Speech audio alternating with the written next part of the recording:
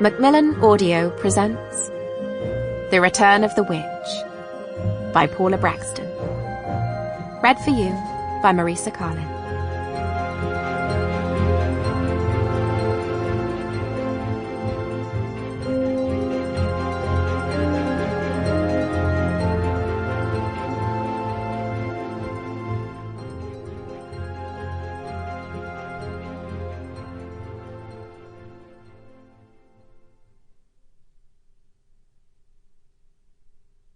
Prologue. For a moment, the sounds of the forest were denied me, replaced by a supernatural silence, as if there was no air to carry the noises of the night-time. I had the impression that I was a prisoner in my own senseless body, hearing nothing, seeing nothing, able to utter neither cry nor word. As I lay where I had fallen, unable even to feel the snowy ground beneath me, I fought to gain breath, to regain movement, to come properly to life once more. Then, just as it seemed I would suffocate in this nothingness, all senses returned.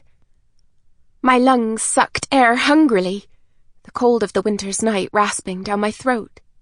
My heart thudded, rapid and irregular, as if I had been running, as if I had been terrified, as indeed I had.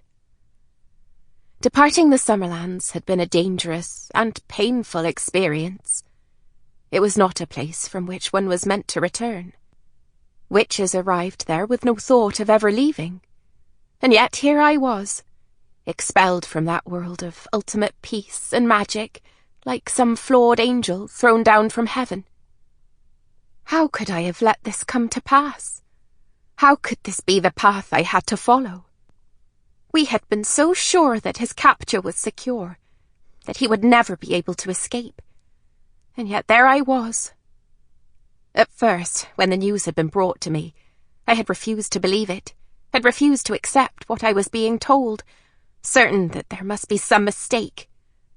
But truth is a tenacious thing, which will not long be ignored.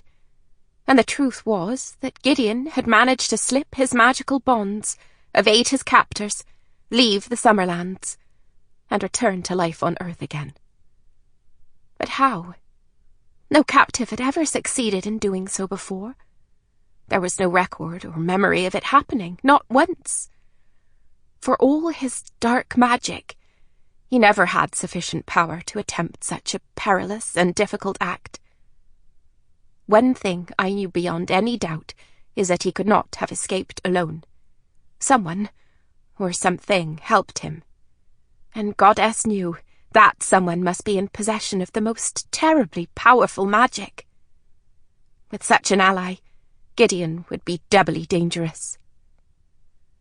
I rose unsteadily to my feet, brushing snow from my clothes. Above me, a cruel wind whined through the bare trees.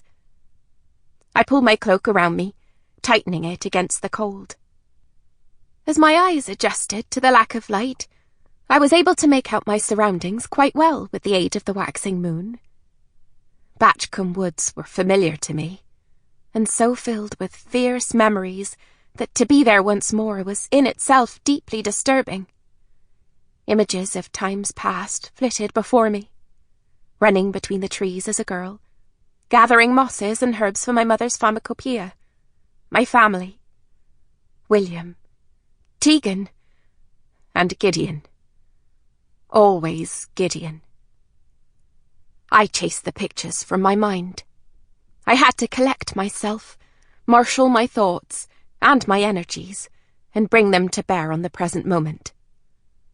It was crucial I put aside the pain I felt at having to leave the place that had become my home, and where I had believed I would dwell with my sister witches forever.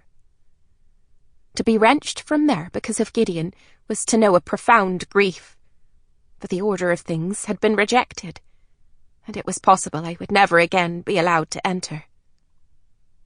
The forest floor, with its icy coating, felt strangely solid after 5 years living a non-corporeal existence. Sample complete. Ready to continue?